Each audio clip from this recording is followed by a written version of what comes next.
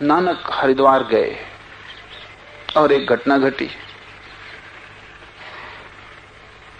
पितृ पक्ष चलता था और लोग कुएं पर पानी भर के आकाश में अपने पुरखों को भेज रहे थे।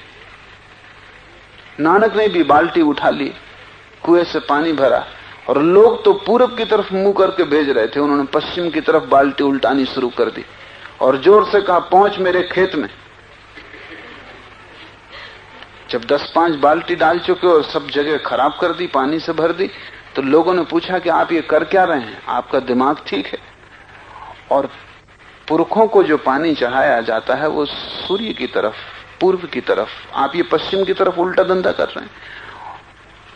और ये क्या कहते हैं, पहुंच मेरे खेत में। कहां खेत तुम्हारा? नारायण का यहां से कोई 200 मील दूर है।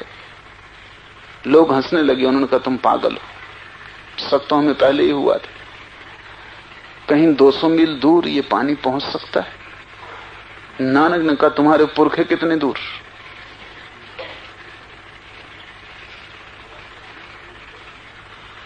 उन्होंने कहा वो तो अनंत दूरी पर है।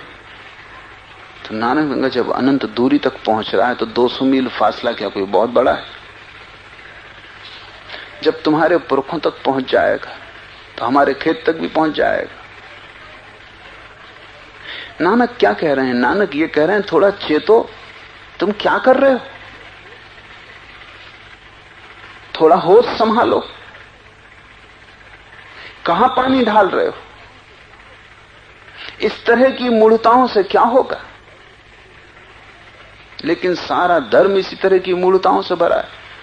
कोई पुरखों को पानी पहुंचा रहा है, कोई गंगाओं में स्नान कर रहा है कि पाप धुल जाएंगे, कोई पत्थर की मूर्तियों के सामने बिना किसी भाव के, बिना किसी अर्चना के सिर झुकाए बैठा है और मांग कर रहा है संसार की। धर्म के नाम पर 1000 तरह की मूढ़ताएं प्रचलित हैं।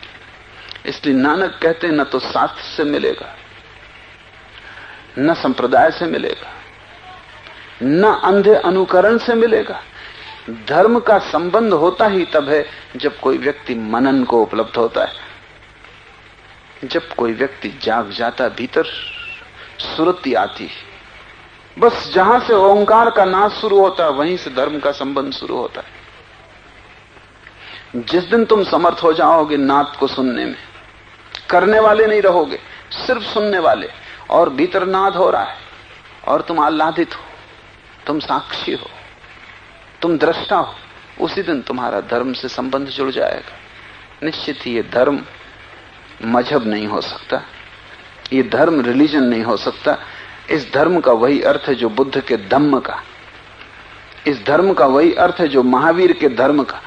धर्म का अर्थ है स्वभाव।